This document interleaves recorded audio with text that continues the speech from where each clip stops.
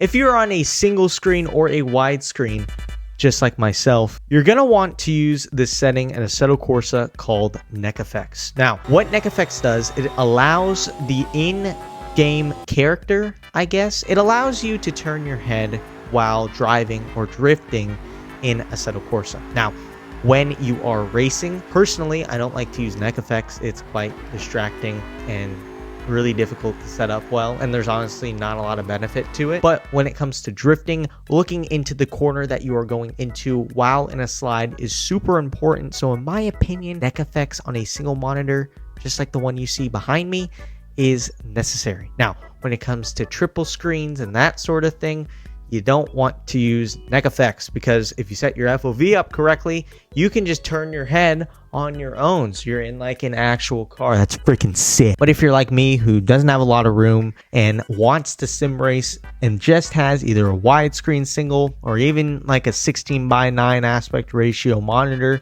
and just a single screen, you're going to want to use Neck Effects. So with that, let's check out the settings. So within Assetto Corsa, you want to go to settings and you want to go custom shaders patch and make sure it's installed. As of January 28th, 2025, I'm on CSP patch 2.4, but honestly, it doesn't matter as long as you have Neck Effects. So we want to go to Neck Effects and let's go over some settings. So the first thing, extensions. This enables Neck Effects. You want to click active because that is what will turn it on. Now again, if you are drifting, this is a necessity. If you are racing, don't turn this on. In my opinion, it's distracting and doesn't really work. So a lot of it, as you can see here, isn't adjusted, right? Out of the box, Neck Effects is quite good. There's just a couple things that I change in order to make it good for me. So the first thing I do is make it active, right? Now, you can either use it in replays or you don't have to. It doesn't really matter. The next thing you want to do, and this one's super important, this for 2025 and beyond, it's probably the thing that a lot of people forget, is to click off replace original CSP implementation with a custom script. What this will do is essentially make everything delayed, right? When you click this being active, everything will feel like it is delayed. When you turn your wheel, whenever you do anything, it will feel like a half-second delayed while you're looking into things, etc., etc. Now, a lot of people who come to me and ask me to help them with Neck Effects have this problem. And this is the one solving thing. I don't know why CSP added this in the first place.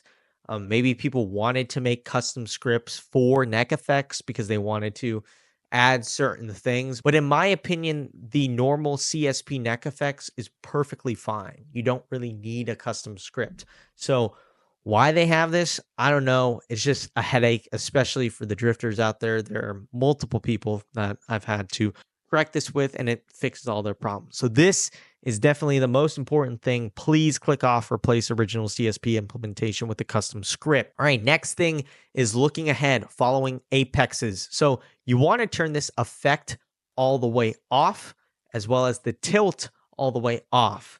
So that means when, let's just say I'm looking straight and I look to, the left or the right, I'm looking into the apex of the corner and I'm tilting my head along with it.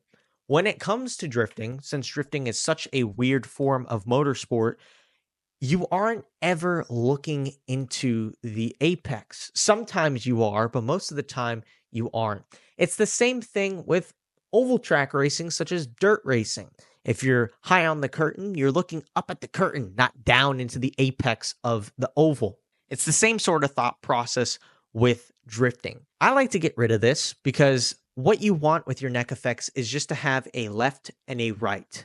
Just turning your head left and right to the steering of the car, like the direction you're going, just like in real life. You're not staring off behind you. You're not looking into the apex. You're just looking left and right. So this, you want to get rid of it. Just turning the effect and the split down gets rid of everything else. The next thing is direction alignment. So what this does is the direction you're looking at. This is a very interesting thing. When you are drifting, when you flick into a corner and you start to counter steer, most people don't hold the wheel still, right? I don't hold the wheel still. I want to hold it as still as possible, but you're going to have some movement, right?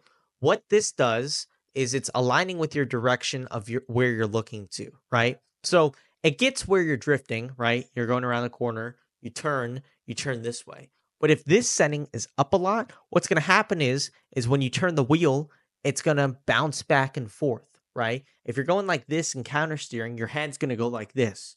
When you're actually drifting a car, you're just looking in the direction and keeping your head still, looking into where you're going, right? Having this and going like this, you're going to give yourself whiplash. It's not going to be fun. You want to turn velocity down to 0. You want to still have steering input, and I found that 50% is a very safe spot on where you want to be at. And then the steering tilt split. So this is, we got rid of looking into the apexes and tilting your head. In my opinion, when there's steering input, I don't want the camera to be tilting back and forth, right? I want it to be on an even plane. The only thing and the only variable that's turning is, I guess, my x-axis, right? I don't want it on my y or my z-axis. I just want it on my x-axis going left and right. Everything else I've kept pretty much the same, just because a lot of this is necessary. Direction alignment in VR. I'm not in VR, so it doesn't really align with anything. Look around. That's when I look around with things. Again, doesn't really matter too much. Pan around, middle mouse button. It's nice, click the middle mouse button. I can't lift it up. My cord's too short. G-force influences, when you accelerate and there's G-forces, it will push you back a little bit, not a ton, but just a little bit. So it's really great to see. So with that, ladies and gentlemen, that is my neck effects settings for Assetto Corsa. Again, neck effects is something that is usually used just with single monitors, such as wide screens and normal 16:9 panels, not really the triple screens or whatever other thing, projectors I get. I don't know. And these are the settings that I use in any car I drive. I'm not gatekeeping. These are the settings. They're the most practical.